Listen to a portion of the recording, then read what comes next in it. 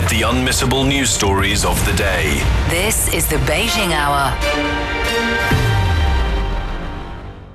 Examining the events that impact and shape China and the rest of the world. This is the Beijing Hour, 1 hour of news and information brought to you every weekday. Now here's your host. Shane Bigham with you on this Wednesday, April 22nd, 2026. You're listening to the Beijing Hour, coming to you live from the Chinese capital. On today's program, the remains of 12 Chinese people's volunteers who fell during the Korean War have returned to China. The U.S. president extended the ceasefire with Iran while also threatening to resume bombing the country. And Wednesday's Earth Day, and also marks the 10th anniversary of the signing of the Paris Agreement on climate change. In business, China's postal industry logs steady volume and growth to start the year. In sports, the Sanya Asian Beach Games have kicked off in southern China. In culture and entertainment, the mayor of San Francisco is visiting China. Now the day's top stories. The remains of 12 Chinese people's volunteers who fell in the war to resist U.S. aggression and aid Korea have arrived in China following a handover from South Korea. A Chinese Air Force Y-20B transport aircraft carrying the remains of the martyrs and 146 of their personal effects landed at Taoxian International Airport in Shenyang on Wednesday morning. This marks the 13th repatriation since the two countries signed a handover agreement. Nearly 200,000 CPV soldiers made the ultimate sacrifice during the 1950-53 war, with many buried far from home. Since 2014, over 1,000 sets of remains have returned to China. Guan Yang has more. Here at the runway of Shenyang Taoxian International Airport, people gathered with profound reverence to welcome home 12 martyrs who sacrificed their lives in the war to resist U.S. aggression and aid Korea.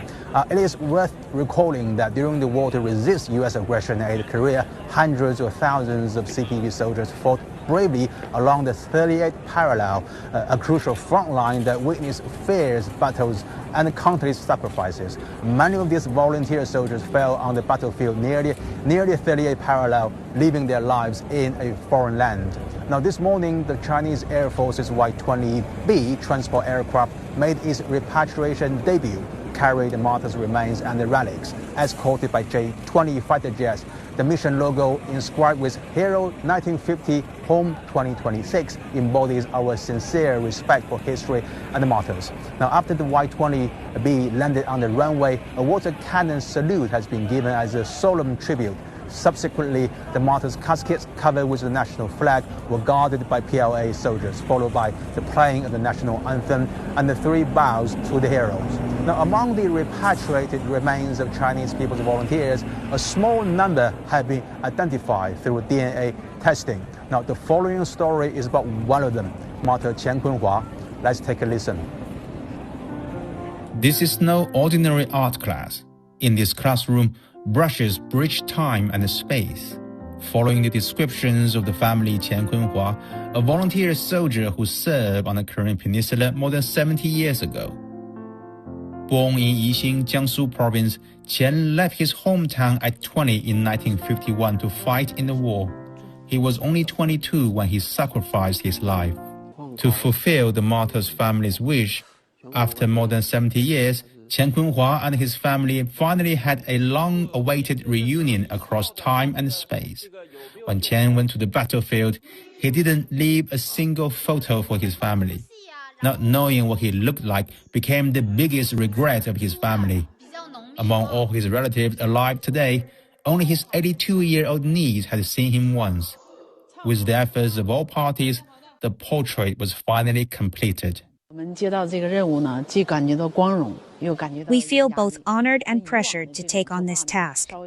Unlike previous paintings, there is no actual image of the person.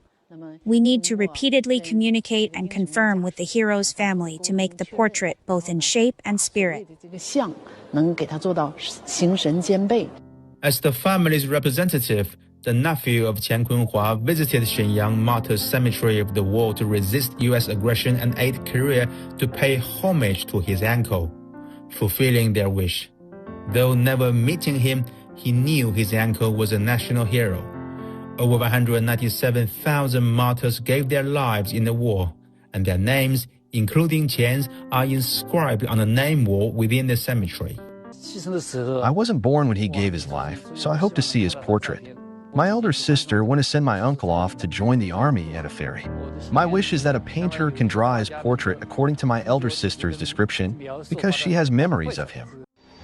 People in China never forgot heroes like Qian Kunhua. Between 2014 and 2025, the remains of 1,011 Chinese People's Volunteers in South Korea have been repatriated in 12 batches with the highest honor and buried in Shenyang's Martyrs Cemetery. 36 identities, including Qian Kunhua's, have been confirmed by a DNA matching, turning unknown heroes into named ones. Dear uncle, this is your nephew. I'm here to see you. We still miss you very much. Today, we brought you black rice, fuchsia crispy candy, and lilies from our hometown. These symbolize the reunion of our family. May you rest in peace. That report was from Guan Young on the latest return of fallen Chinese servicemen who died on the Korean Peninsula during the 1950s. China's condemned Japan for defying international justice after Japanese Prime Minister Sanae Takaichi sent a ritual offering to the Yasukuni Shrine. The Chinese foreign minister said the move challenges international justice and tramples on human conscience. Jia Yunfei reports from the Chinese Foreign Ministry in Beijing. Spokesperson Guo Jiakun calls this a brutal trampling on human conscience. Now, this Yasukuni Shrine really is served as a symbol of Japan's aggression during the World War II, as it enshrines several Class A war criminals. During the regular press conference on Wednesday, Chinese Foreign Ministry spokesperson Guo Jiakun listed several criminals, including those who have conducted the Nanjing massacre, as well as those who ordered the surprise attack on Pearl Harbor. Guo says that this is the essence problem of the Yasukuni Shrine, that whether Japan would deeply reflect on the past history of militarism, aggression, it is also relevant to world justice. Guo says that this is a clear, open challenge to international justice. Since Japanese Prime Minister Sanae Takaichi's false statement over China's Taiwan question last November, Japan has accelerating its false statement and sabotaging the Sino-Japanese relationship recently. Most recent moves including a current official, self-defense official, broke into the Chinese embassy in Tokyo, as well as the Yasukuni Shrine provocation. Guo Jiakun, the spokesperson of the Chinese Foreign Ministry, also mentioned about the Tokyo trial. He said that it is the 80th anniversary of the Tokyo trial, and he warns the international society of re-emergence of new militarism, and he calls on the international community to take actions to stand against the new militarism. That was Jia Yunfei reporting. South Korea has also expressed regret over Japanese Prime Minister Sanae Takaichi's ritual offering to the war-linked Yasukuni Shrine. The Foreign Ministry has urged Japanese leaders to squarely face history and reflect on its imperial past. Russian regional media are also paying close attention after the Japanese government revised its 3 principles on defense equipment transfers. The Russian Business Consulting Daily reports that the revision marks a major shift on Japan's defense policy. Another Russian outlet reports that Australia signed a contract with Japan for its navy to purchase 3 frigates. Tens of thousands of Japanese citizens have rallied in Tokyo against the Prime Minister's attempt to revise the constitution. The Armenian state news agency, citing the New York Times, says Japan aims to build an independent arms supply chain to strengthen Pacific deterrence amid uncertainty over its alliance with the U.S. A Chinese mainland spokesperson said that refusals by several countries to grant flight permits to Taiwan's leader, who had planned to visit Eswatini, highlights broad international support for the One China principle. Spokesperson Zhang Han for the State Council Taiwan Affairs Office made the remarks in response to questions about the cancellation of Lai Ching-te's trip, after countries along the planned route denied overflight clearance. Zhang expressed appreciation for the stance taken by the countries, emphasizing that that the One China principle is a fundamental norm in international relations. She stated that this reaffirms a widespread international consensus that Taiwan's an inseparable part of China. Also on Wednesday, a Chinese Foreign Ministry spokesperson pointed out that, with the exception of Eswatini, all African countries have established diplomatic relations with China. The African Union, along with these 53 nations, has repeatedly reaffirmed commitment to the One China principle, supporting China's efforts towards national reunification and recognizing the People's Republic of China as the sole legal government of China. Coming up, the U.S. extends the ceasefire with Iran. You've been listening to programs from CGTN Radio. CGTN Radio. We invite you to visit us online for more audio, pictures, and in-depth reports. At radio.cgtn.com, you can access a wide range of programs and find your favorite news, talk, features, entertainment shows, and podcasts. Hear the difference with CGTN Radio. At 11 past the hour, U.S. President Donald Trump has threatened to bomb Iran again after extending the ceasefire hours before its expiration. Iran's Tasnim news agency reports that Tehran did not ask for an extension and repeated its threats to break the U.S. blockade on the Strait of Hormuz by force. Owen Fairclough has details. U.S. President Donald Trump on Tuesday appeared to pull back from the brink of resuming hostilities with Iran in its conflict with both the U.S. and Israel. There was deep confusion about whether the U.S. and Iran would be prepared to resume indirect negotiations in Islamabad, with Iran saying it wasn't committed to going. And then a little later on Tuesday, according to AP, U.S. Vice President J.D. Vance also abandoning plans to fly to Islamabad. He's the lead negotiator on the U.S. side in these discussions. And all of this, it appears, is shaping U.S. President Donald Trump's thinking, as he posted on his Truth Social network a little later on Tuesday that at the request of Pakistan, he's agreed to extend that ceasefire indefinitely. Now, Trump says he's awaiting what he called a unified proposal from the Iranian leadership. He claims there are splits in the leadership about how to proceed with these negotiations. Trump has also said that the U.S. will continue its blockade, effectively a blockade in the Strait of Hormuz, that all-important waterway that's led to a global energy crisis. And as if to underscore that, earlier on Tuesday, U.S. forces boarded a tanker, an oil tanker, reportedly carrying Iranian oil in the Indian Ocean that was bound for Sri Lanka.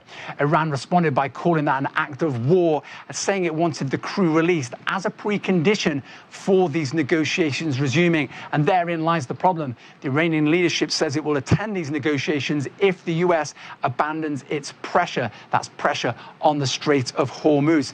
Also threatening to break that blockade by force if necessary. There's deep suspicion on the Iranian side as well, with some members of the Iranian leadership saying the extension of this ceasefire is essentially a precursor for the U.S. and Israel to resume its bombing and missile strikes of Iran. And looming over all of this is that central issue that led to this conflict, the U.S. contention that Iran is enriching uranium to build a weapon, and Iran's long-standing contention that it's simply enriching uranium for civilian or peaceful purposes. These two sides remain as far apart as ever on that crucial element in this conflict between them. That was Owen Fairclough reporting. China says it supports parties continuing the political and diplomatic effort to resolve the dispute between the United States and Iran with the aim of realizing a full and lasting ceasefire. A Foreign Ministry spokesperson said the current situation is at a critical stage of whether the conflict could end or not, and the pressing priority is to prevent, by all means, a relapse in fighting. Guo Jiakun said China stands ready to work with the international community to play an active and constructive role to this end. Amid the current stalemate in peace talks, Pakistani Prime Minister Shehbaz Sharif has expressed hope that the U.S. and Iran will continue to uphold the ceasefire and reach a deal to permanently end the conflict. Daniel Khan has more. Well, the situation in Islamabad remains fluid, but there is still an active effort to keep diplomacy alive. A key development is that the United States has agreed to extend the ceasefire period, reportedly at the request of Pakistan's Prime Minister Shehbaz Sharif and Field Marshal Asim Munir. This extension is being seen here as an attempt to buy more time for talks that are now facing serious uncertainty. At the same time, there are clear signs of strained Iranian media are describing Tehran's decision not to participate as definitive, while the fact that U.S. Vice President J.D. Vance has not left Washington suggests that this round is not proceeding as initially planned. Pakistani officials are being careful in public, saying talks have not been formally cancelled, but are acknowledging that both sides are reassessing their positions. Now, earlier signals suggested that there was still a possibility Iran might engage, but these appear to be hardening now. For Pakistan, the priority now is to keep the process from collapsing altogether. Officials here continue to present Islamabad as a neutral venue and say that back-channel contacts are ongoing, and observers here say the ceasefire extension is central to that effort, as it will create diplomatic space in this fragile situation. That was Daniel Khan in Pakistan. Israel and Lebanon will hold a second round of ambassador-level talks in the U.S. on Thursday. The Lebanese government says it's not seeking confrontation with Hezbollah, but will not be intimidated by the group either. The fragile ceasefire between Lebanon and Israel has been largely holding despite uncertainties. Daily life in parts of Lebanon has gradually resumed in the aftermath of Israel's bombardment. Adel Amaruki reports from the southern city of Tyre. Adnan Al-Rai has just reopened his falafel shop in Tyre's market. Word spread quickly, and within moments, customers began lining up. He's overwhelmed with orders asking us to wait as he works through the rush. Many of his customers have been waiting nearly 50 days for his return, and he's determined not to keep them waiting any longer. Despite the pressure, there's a clear sense of joy on his face. We're happy that we came back, but we can't deny that we've been hurt. We were punched and harmed. But the punch that doesn't put you in the ground strengthens your perseverance. Adnan has returned to Tyre, but most merchants have yet to come back. During the March conflict, only about 5 vendors stayed behind. They continued serving the remaining residents despite the dangerous journeys required to bring in fruits and vegetables from the mountains. Work was unsafe. It was a risk to go to the mountains. You didn't know how you would come back. As long as you leave home, there is no safety. I didn't have money to escape. And what would be the alternative? Sleep in the streets? It was our duty to help people. I got the meat and sold it at cost. There was many displaced people. They'd sleep on the pavement and inside the market. This small market mirrors the broader Lebanese economy, which has contracted by more than 40% since 2019. Unemployment has surged to around 48% amid repeated conflicts since 2023, leaving hundreds of thousands without work. At the same time, Tyre's market highlights a degree of resilience at the local level, with small businesses continuing to operate despite the economic strain. Throughout the war and until today, we slept in the market. I can't live in my house or neighborhood. They're uninhabitable. People are still afraid. The situation is so unstable. At its glory days, I wouldn't have been able to walk with ease in the Tyre market. It would be packed with people bumping in each other. But life is finally finding a way. The butcher is here and the falafel guy is finally open. Yet people are concerned about the future. They've seen Israel and the United States spark wars in the middle of peace negotiations, so they're not sure about their future, but they hope for a peaceful one. That was Adel Al-Marouki reporting. Coming up, Wednesday's Earth Day and the 10th anniversary of the Paris Agreement on climate change. From epic tales of mystery and magic to accounts of battle and empire, from the verses of ancient poets to the masterpieces of our times. A Light on Literature brings to life China's literary heritage and a look at the world in a new light.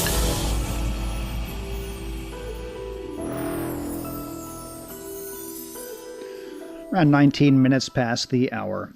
Wednesday is Earth Day, and a decade ago on this day, world leaders gathered at United Nations headquarters to sign the Paris Agreement, uniting behind a shared goal to keep global warming well below 2 degrees Celsius while striving to limit it to 1.5 degrees. Jiao Eng has spoken with Michael Grubb, professor of energy and climate change at University College London. On Earth Day 2016, the Paris Agreement was opened for signature at the UN headquarters in New York, and that moment was marked by a sense of historic unity. So 10 years on, how much of that spirit still remains, and are we on track to meet its goals? Well, history always goes in some cycles, and yes, Earth Day 2016, signing of the Paris Agreement, universal signing, was a high point. Obviously now today the world in general is in a different place. There's a lot of tension, a lot of division geopolitically, and we have a US president who's largely denied climate change all along and has pulled out. So yes, we're in a different place, but I think it's also worth adding there are many worries going up to COP30, the last conference of parties in Brazil in November, that actually some other countries at least would follow the US. Argentina had said it might, others were humming. Actually, COP30 was a real display of unity around the principle that no single country would destroy a global effort like the Paris Agreement. There was consistent reaffirmation, recommitment to the Paris Treaty. So institutionally, it was a statement that multilateralism of the kind embodied in the Paris Agreement is something that all of the other countries still valued, still committed to. The process is still on track. Maybe a final remark is, in some ways, the international reaction to the US pullout, a formal withdrawal now, is much more muted than it would have been 10 years ago, certainly 20 years ago, because of the scale of innovation in clean technology and a sense that, to be crude, there is money to be made in the low carbon economy, and that it also can help to insulate many countries from geopolitical energy shocks of the kind we see now. Yes, but in the meantime, I think we also have new demands for electricity. Like in some countries, we're seeing a surge in power demand driven by AI and these data centers. So is the digital revolution kind of running ahead of or even undermining the green transition? This is a really good question. This is, I think, one of the big, well, in English we call it jokers in the pack. You don't know quite what it will do. I have seen all kinds of different claims about AI at data centers and energy use. No question they take a lot of energy at the moment. We see different data center technologies that have very different levels of energy demand. We see a lot of talk about, is the AI boom overhyped? In other words, actually, there's a lot of people pouring a lot of money because they think there's a lot of business in it, but we're starting to see quite a lot of cancellations of data centers as well. We're also seeing, curiously, significant resistance to the energy demand of some of these data centers, which are driving up energy prices, not least in the United States, and straining some of the gas supplies. I'm not a deep expert on AI, but I'll make a last word, which is I heard the head of computer science at Cambridge University, when asked exactly this question, he said, I don't think that will be a problem. He said, because in a couple of years, we can ask AI how to reduce its energy use by a factor of 10, and it will come up with lots of answers. I thought that was an optimistic, possibly complacent answer, but all I'm really saying is I'm not sure any of us yet fully know how significant the data center demand will be, because there certainly is a lot of scope for innovation. That was Professor Michael Grubb at University College London. Over the past decade, China's achieved remarkable progress in climate governance. In 2025 alone, the country added more than 430 gigawatts of new wind and solar capacity, pushing installed capacity to 1,840 gigawatts, historically surpassing coal-fired power for the first time. Meanwhile, wind and solar generation surged 25%, accounting for 22% of total electricity output. This helped renewables reach nearly 40% of the country's power mix. Under its 2060 carbon neutrality goal, China aims to cut net economy-wide greenhouse gas emissions by 7 to 10% from their peak by 2035. The country's now built new energy capacity 3.4 times that of 2020, laying a solid foundation for peaking carbon emissions by 2030. China is doubling down on its efforts to expand forest coverage. At the heart of this push is the 3 North Shelter Belt program, designed to restore ecosystems and protect communities from sandstorms. To mark Earth Day, China is showcasing how large-scale environmental initiatives are not only improving local livelihoods, but also offering practical solutions for other countries facing similar challenges. Huang Yue spoke with Chief Scientist Liu Qi at the Chinese Academy of Forestry to find out more. Planting work began after Spring Festival, as it's the optimal season for tree planting. The workload is heavy, with challenges like sandstorms, water scarcity, and soil salinization. During the recent field trip, our focus was on how large-scale machinery and drones are being used to improve both efficiency and quality. We're also working to improve integration between forestry and grassland systems. A new National Innovation Center for Grass Science has been established in Inner Mongolia, helping to bring technology further upstream and embed it directly into on-the-ground work. You once said shelter belts are the one and all other benefits are the zeros that follow. Can you tell us more on how the program is balancing ecological restoration with boosting local livelihoods?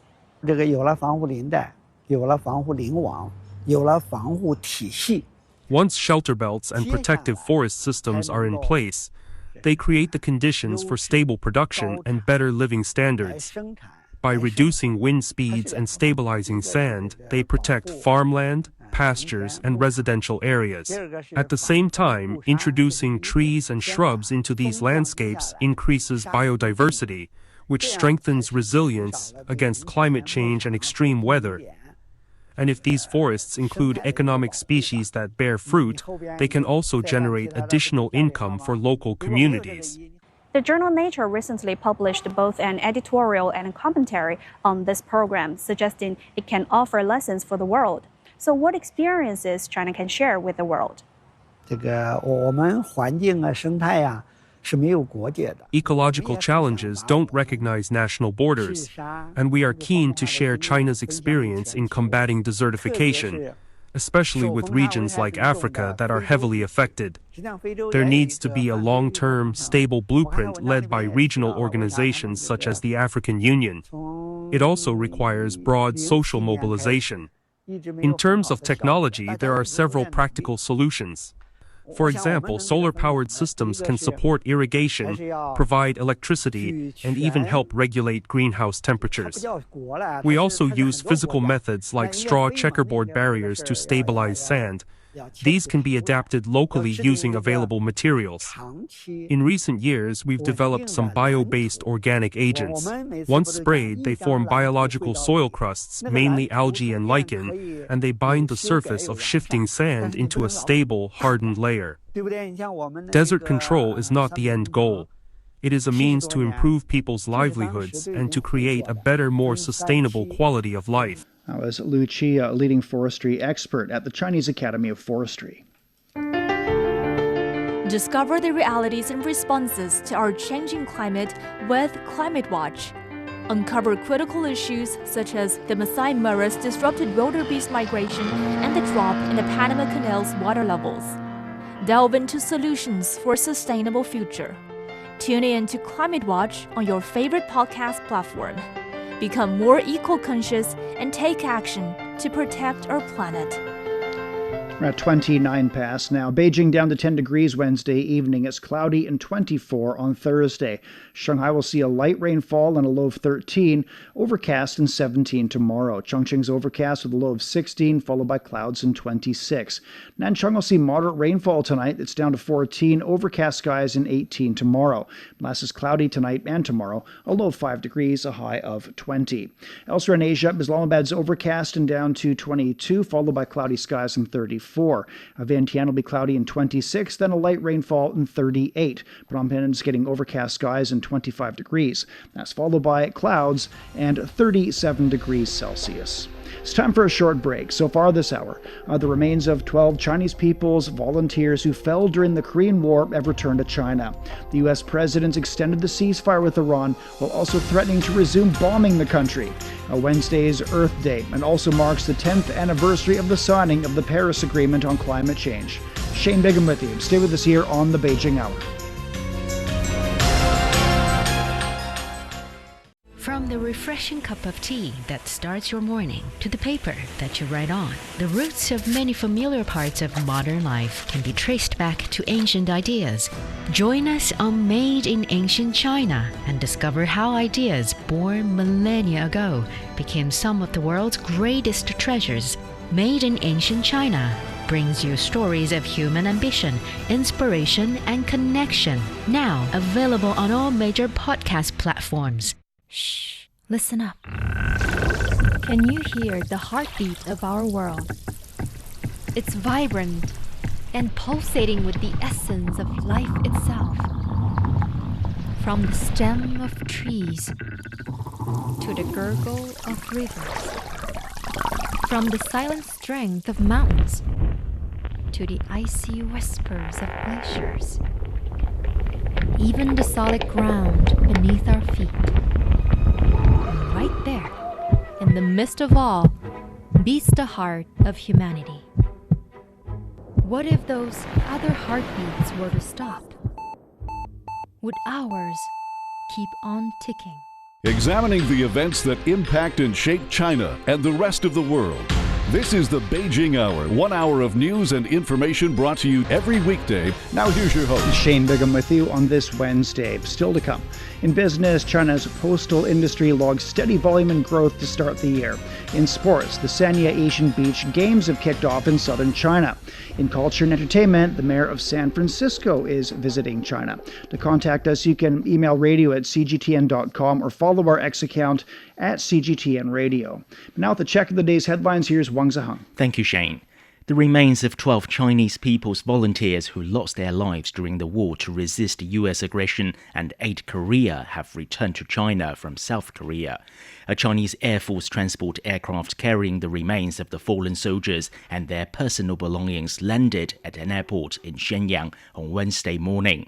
After it entered China's airspace, the Y-20B transport aircraft was escorted by 4 J-20 fighter jets. Since the year 2014, China and South Korea have completed 13 handovers involving the remains of 1,023 Chinese martyrs in South Korea. Senior Chinese diplomat Wang Yi says China will remain a promoter and contributor to global development. He made remarks when addressing the third high-level conference of the Forum on Global Action for Shared Development in Beijing. Wang Yi said China will take proactive steps to deepen cooperation and work with all parties to usher in a new landscape for global development. This year marks the 5th anniversary of the Global Development Initiative. Wang Yi said the initiative has evolved from a Chinese proposition into an international consensus with rich practical outcomes. Representatives from more than 140 countries, international organizations, and other institutions attended the meeting. The selection process for China's first batch of foreign astronauts have been successfully completed. According to the China Manned Space Engineering Office, 2 Pakistani candidates have been chosen. They will soon come to China for training as backup astronauts. After completing their training and passing assessments, one of them will participate in a space mission as a payload specialist, becoming the first foreign astronaut to enter China's space station. Chinese authorities are ramping up flood control and disaster relief efforts as heavy rainfall continues to hit southern regions. The Ministry of Emergency Management said parts of Hunan, Guizhou, and Jiangxi have seen record-breaking rainfall for this time of year. A new round of downpours began on Monday, with another expected next week. Officials warn that persistent rain has saturated soil, increasing the risk of landslides and other geological disasters. Priority flood control measures are urged for elderly care facilities, construction sites, and tourist attractions. Authorities are also conducting thorough inspections of reservoirs and dikes while pre-positioning relief supplies and equipment in key areas. The UN Security Council has condemned the latest attacks on peacekeepers in Lebanon, which killed one French peacekeeper and wounded 3 others over the weekend. Bahrain's ambassador delivered the statement on behalf of the Council, urging all parties to respect peacekeepers' safety and freedom of movement.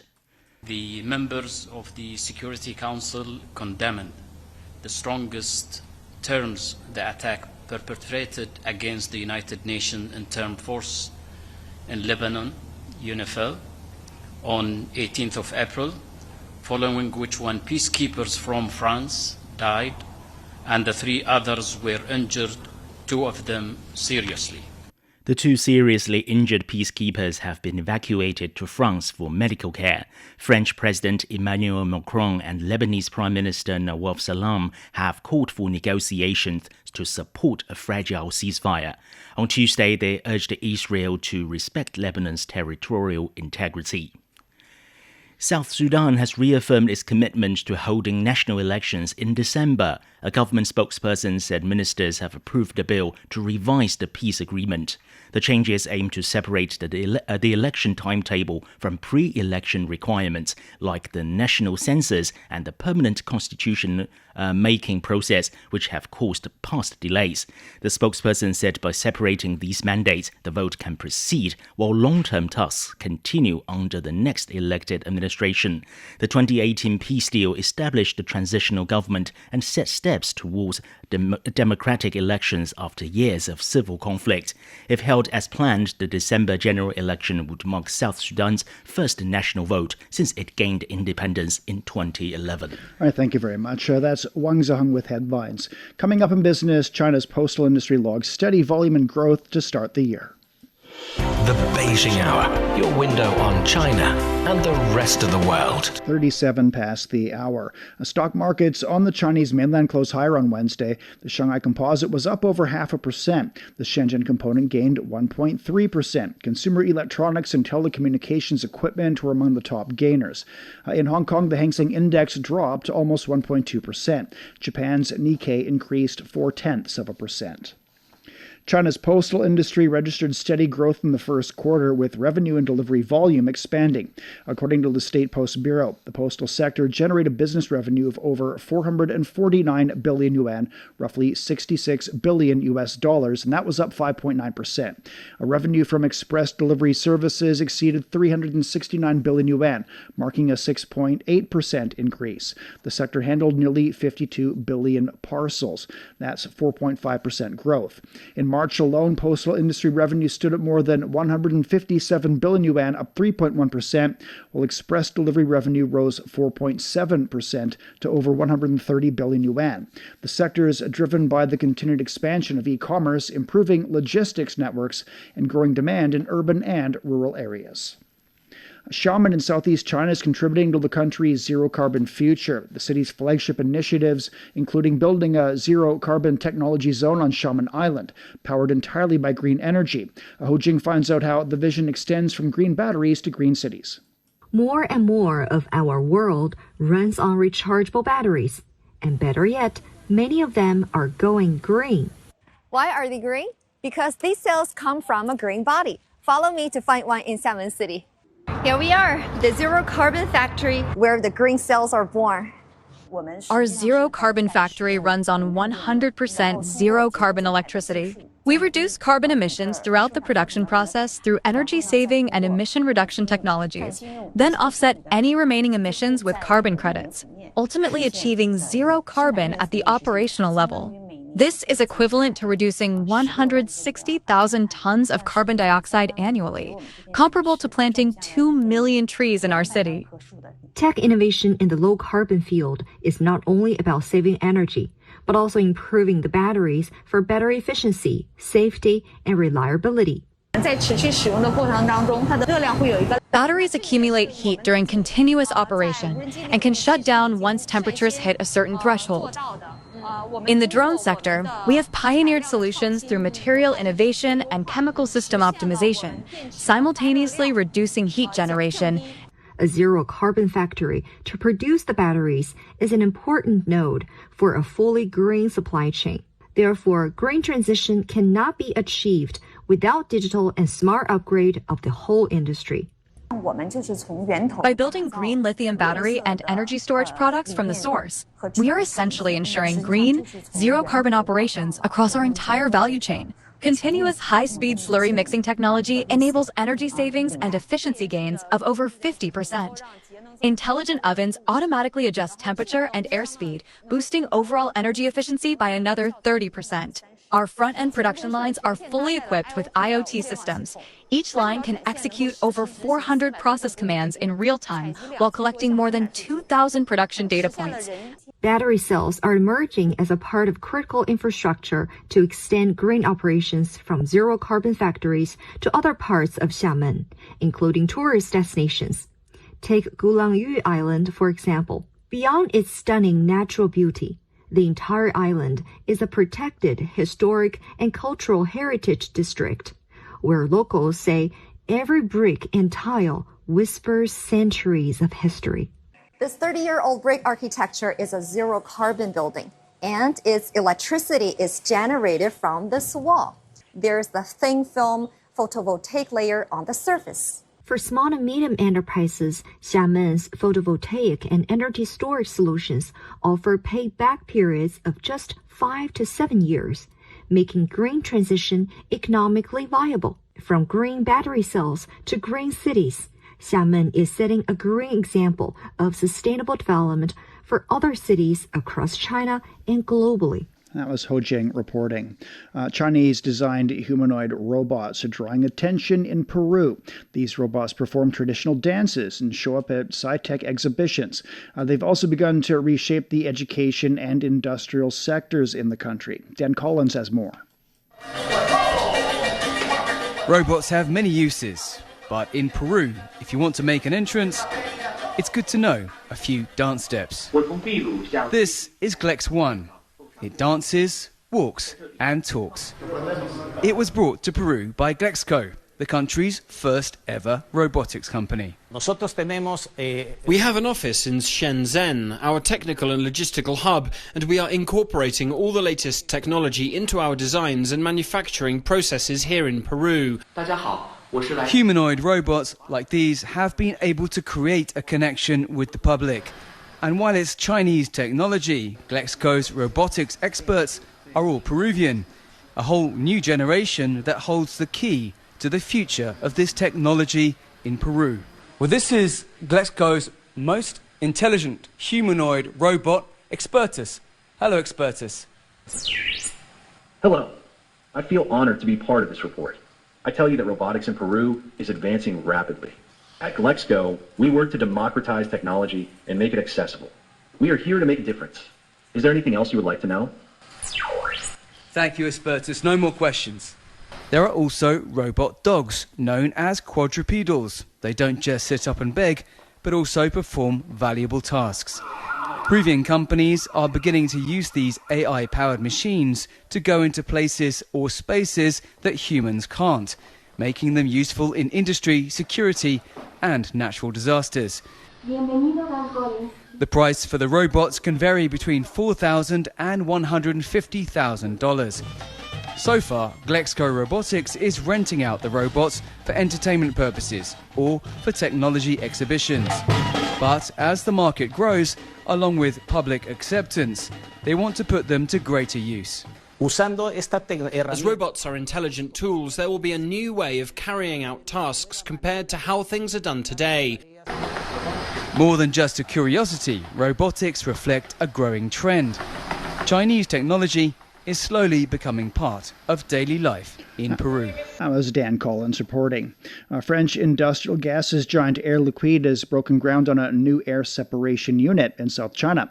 The project in Huizhou, Guangdong province, will add 800 metric tons per day of liquid oxygen, nitrogen, and argon supply to the Pearl River Delta market.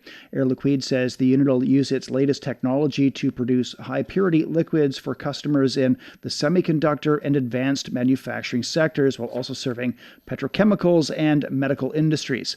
The company says the investment reflects its commitment to the local market and its strategy of supporting China's transition toward high-quality and low-carbon development. The company has continued expansion in the area since the early 1990s and now operates companies in Guangzhou, Shenzhen, and Foshan, serving more than 2,800 customers. Hannover Messe 2026 is underway with industrial artificial intelligence and robots taking center stage for the first time. Germany's flagship industrial trade fair has attracted around 2,900 exhibitors from more than 50 countries and regions.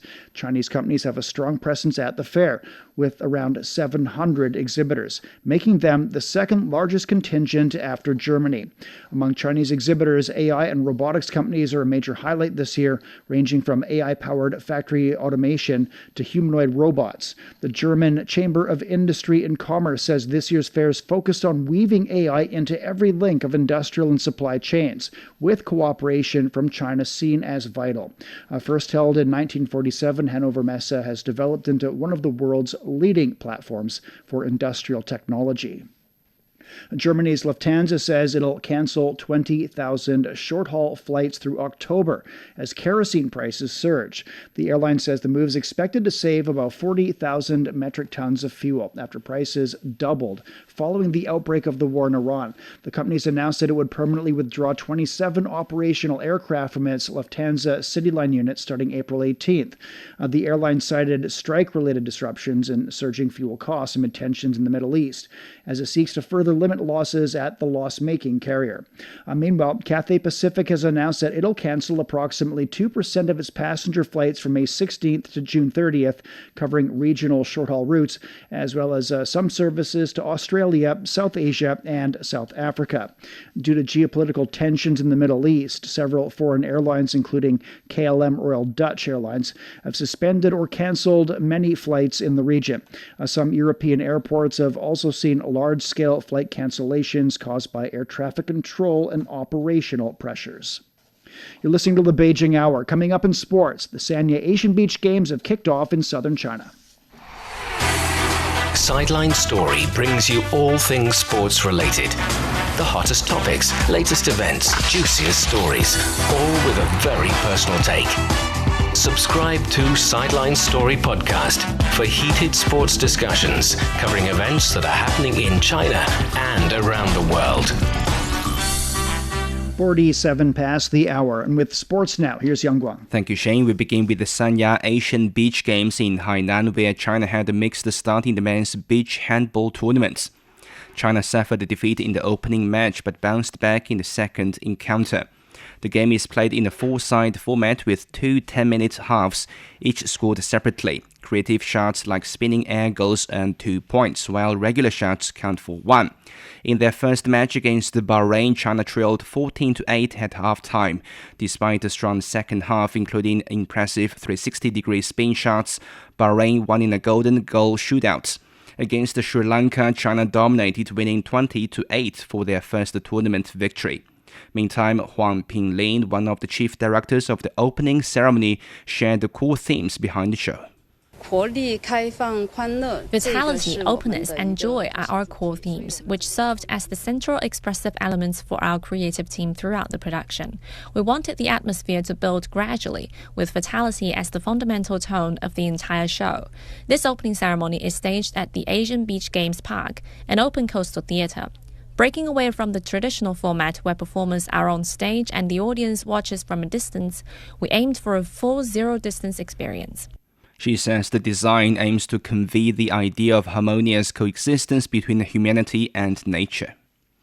In the NBA, the Los Angeles Lakers secured a 101-94 victory over the Houston Rockets to take a 2-0 lead in their first-round Western Conference playoff series. LeBron James showed there's still plenty left in the tank, posting 28 points, 8 rebounds and 7 assists. With Luka Doncic and Austin Reeves sidelined, Marcus Smart stepped up with 25 points, including 5 of 7 from beyond the arc. Kevin Durant, returning from a knee concussion, scored 23 points, but struggled with 9 turnovers, managing only 3 points after halftime. The best-of-7 series shifts to Houston for Game 3 on Friday. Meanwhile, the Portland Trail Blazers staged a thrilling comeback, erasing a 14-point deficit in the fourth quarter to beat the San Antonio Spurs 106-103, evening the first-round series. Victor Wembanyama sustained a concussion after a fall in the second quarter and scheduled for further tests on Wednesday. The Spurs led by 1 heading into the final period, but Blazers surged with a 7-0 run capped by a Jrue Holiday layup to clinch the win. The FIBA Hall of Fame has inducted Chinese basketball icon Wang Zhizhi as part of the prestigious class of 2026. Joining him are NBA stars Dirk Nowitzki and Sue Bird, among 8 remarkable new inductees. Wang, selected 36th overall by the Dallas Mavericks in the 1999 NBA draft, made history as the first Asian player to step onto an NBA court in 2001. He becomes the 5th Chinese player to receive this honor, following in the footsteps of Yao Ming and Zheng Haixia. China will compete in Group D at the 2026 FIBA Women's Basketball World Cup, alongside the defending champion United States, as well as Italy and the Czech Republic. The tournament will tip off on September 4th in Berlin, marking the first time the event expands to 16 teams, up from 12 in the 2022 Sydney edition. Group A features Japan, Spain, Germany and Mali, while Group B includes Hungary, South Korea, Nigeria and France. Belgium joins Australia, Puerto Rico and Turkey in Group C. And World Snooker Championship in an all-Chinese showdown, Wu Yizhe dominated Lei Peifan, securing a decisive 10-2 victory. The match was over after just 3 frames, with Wu racing to an 8-1 lead and comfortably closing it out. Lei managed to win the opening frame of the day with a break of 69, but soon succumbed to Wu's relentless form. At 9-2, Lei had a brief opportunity, but after just scoring 24 points, he left the table and never returned. In the round of 16, we will face the winner of the match between Mark Selby and Jack Jones. On the next table, Ronnie O'Sullivan gave He Guoqiang little chance in his World Snooker Championship debut, taking a commanding 7-2 lead in the first session. And finally, in football, Real Madrid snapped a 4-game winless streak with a 2-1 victory over Alaves on Tuesday, closing the gap on Spanish league leaders Barcelona. Kylian Mbappe and Vinicius Jr. scored for Madrid, while Alaves, just 1 point above the relegation zone, pulled one back through Tony Martinez in second-half stoppage time. This marked Madrid's first game since their Champions League elimination by Bayern Munich, losing 2-1 at home and 4-3 away in the quarter-finals. All right, thank you very much. That's Yang Guang with sports. You're listening to the Beijing Hour. And coming up in culture and entertainment, the mayor of San Francisco is visiting China. From north to south, east to west, people in China are chasing their dreams and leaving their mark. Want to know how they beat the odds and made a difference? Footprints brings you the true life stories of their journeys. 52 past the hour. In culture and entertainment, the mayor of San Francisco has embarked on his first international trip to China. This visit coincides with the 46th anniversary of the sister city relationship between San Francisco and Shanghai. Jung Saran has more. It's my first trip abroad, and I wanted it to be here in Shanghai. The richness of Shanghai is matched by San Francisco, and I think our Chinese community in our city is in San Francisco is 20% of our city's population, and it brings so much richness and culture and diversity and great food. I've only been in Shanghai for 2 days. There is so much to see. I enjoyed the Bund. I have to go see more of these arts and cultural institutions. I'd like to go see a basketball game too, go see a Sharks game, and hopefully they can come visit the Golden State Warriors and Steph Curry in San Francisco, and we'll continue that. The San Francisco delegation signed multiple memorandums of understanding with key partners. They include the Shanghai Conservatory of Music, the Shanghai Science and Technology Museum, the Shanghai Opera House, and the Center for China-Shanghai International Arts Festival. The group also visited the Shanghai Symphony Hall and the Shanghai Theater Academy Dance College in the Shanghai International Dance Center, laying the groundwork for future collaboration. Arts and culture generally are crucial to exchanges in a way that no other form actually can bring. The arts and culture speak to us in a way that is sometimes nonverbal, in a way that moves us at a very, very deep level. It is a collaboration that really goes back decades. The Shanghai Conservatory and the San Francisco Conservatory of Music have been partners. We started it in 1981. Now we're looking forward to an exchange of students, an exchange of faculty, really taking the music of both cultures and bringing them back and forth to both countries. At a joint tourism promotional event, the mayor personally invited Shanghai residents to visit San Francisco. Lurie stressed that the flow of people, from students to tourists, is the essential link that sustains the two cities' friendship. We're really excited about the passenger demand between China and San Francisco. If you look at 2025 numbers, we had 700,000 passengers travel between China and San Francisco. That's 23 weekly flights to 4 destinations in China. So it's a very important market for us and growing. By deepening ties in the arts and promoting tourism, Shanghai and San Francisco are making a strategic investment in people-to-people connections, reviving the flow of commerce across the Pacific. It's an effort to ensure that the bilateral economic ties are not only preserved, but primed for future growth. That was Jung Saran reporting. A cross-cultural ensemble featuring musicians from Australia, Lebanon, and Iran recently made its debut in China. Michael Pinguet of the Awakenings Ensemble believes music is the world's universal language. We have a piece that we didn't play tonight called Love's Distant Echoes. So you have to find the common ground. So everyone is open enough and the trust is there. The ensemble showcased a unique blend of traditional Middle Eastern music and contemporary jazz on stage in Beijing. The Weifeng International Kite Festival in eastern China has attracted 260 teams from 57 countries. Highlights include kites celebrating the Year of the Horse, designs that are 100 meters long, and even one shaped like nuclear submarines. Shandong Province is believed to be the birthplace of the kite. The festival also honors Liu Ban, the ancient inventor credited with creating a wooden magpie-shaped kite. The Weifeng World Kite Museum houses over 1,000 kites. Tourists are flocking to Tianxi or Heaven Lake in northeastern China. Formed over 1,000 years ago by a volcanic eruption, the lake in Jilin province is renowned for its breathtaking, ever-changing scenery throughout the 4 seasons. But visitors can only experience its full sapphire blue clarity for about 50 days each year. From December to March, the lake stays frozen with snowstorms sweeping across the volcanic crater.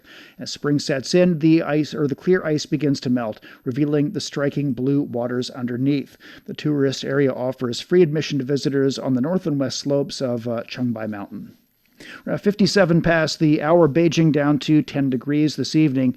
Cloudy forecast and 24 for Thursday. Shanghai will see a light rainfall in 13 overnight, then overcast in 17. Chongqing's overcast in 16, then cloudy in 26. Nanchang will see moderate rainfall in 14 this evening, then overcast in 18. Last is cloudy tonight and tomorrow, a low 5 degrees and a high of 20. And that's it for this edition of the Beijing Hour. Making news today, the remains of 12 Chinese people's volunteers who fell during the Korean War have returned to China. And the U.S. president extended the ceasefire with Iran while also threatening to resume bombing the country. On behalf of the staff, this is Shane Bigham in the Chinese capital, hoping you'll join us for the next edition of the Beijing Hour and open a window to the world together.